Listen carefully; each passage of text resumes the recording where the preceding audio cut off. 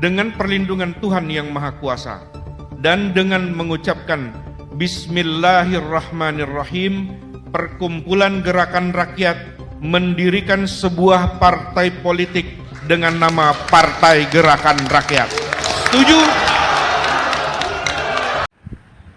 Akhirnya jadi partai beneran, ya, Partai Gerakan Rakyat yang dalam 3 bulan terakhir ini menjalankan konsolidasi secara efektif, dan tampaknya sambutan dari rakyat termasuk Gen Z, ya, Gen Z itu betul-betul luar biasa, ya. Dan mungkin ini adalah partai yang betul-betul tidak ada oligarkinya gitu, ya.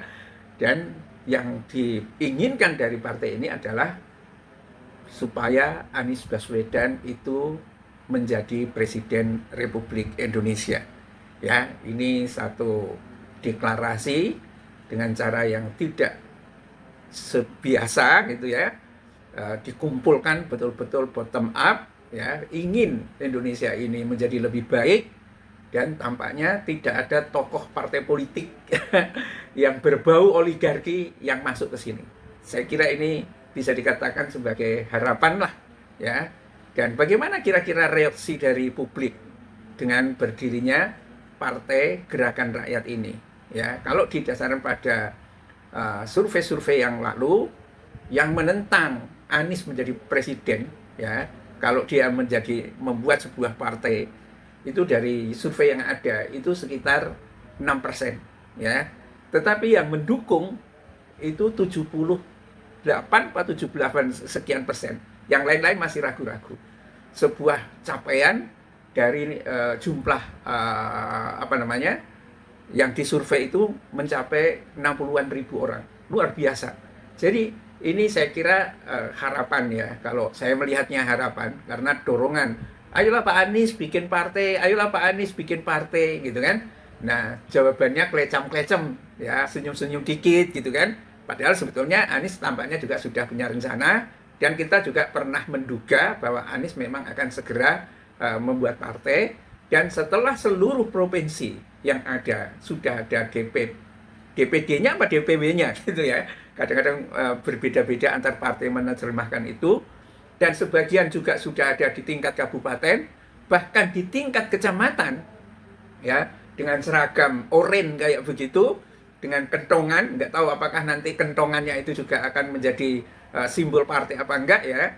Tetapi yang jelas ini mungkin akan disambut meriah oleh rakyat.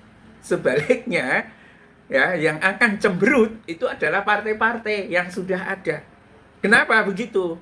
Karena betapa kecewanya rakyat sekarang kepada DPR, yang itu adalah representasi partai-partai, tetapi partai-partai yang ada lebih menyuarakan suara Prabowo, rejim sama Jokowi, suara rakyat yang teriak-teriak gak diperhatikan, ini akan nangis bareng-bareng, ya.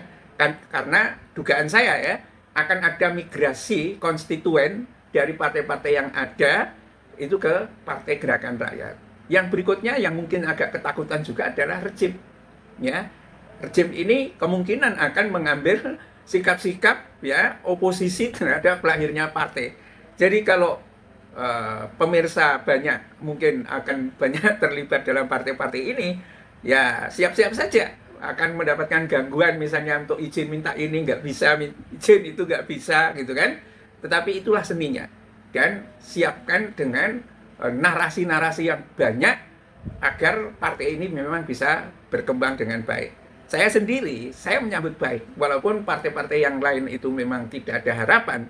Tapi kalau saya melihat pertimbangannya, ada 5 pertimbangan itu, antara agama, moralitas, kedaulatan demokratis, dan lain sebagainya. Saya kira itu memang satu hal, ya. Kalau figur sentralnya adalah Anies Baswedan, itu bisa diharapkan.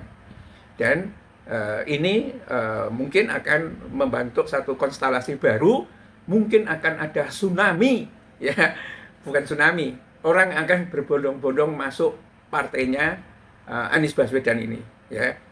Ya, ini Gerakan Rakyat, ormas yang kini mendeklarasikan dirinya menjadi partai politik itu memang berharap agar Anies Baswedan itu menjadi Presiden Republik Indonesia. Itu disampaikan oleh Ketua Umum Gerakan Rakyat yang juga pada akhirnya dipilih menjadi Ketua Umum Partai, Syahrin Hamid, saat menyampaikan pidato perdana ya usai Ormas Gerakan Rakyat ini resmi deklarasikan diri menjadi partai politik bernama Partai Gerakan Rakyat. Bila taufik wal hidayah. Assalamualaikum warahmatullahi wabarakatuh.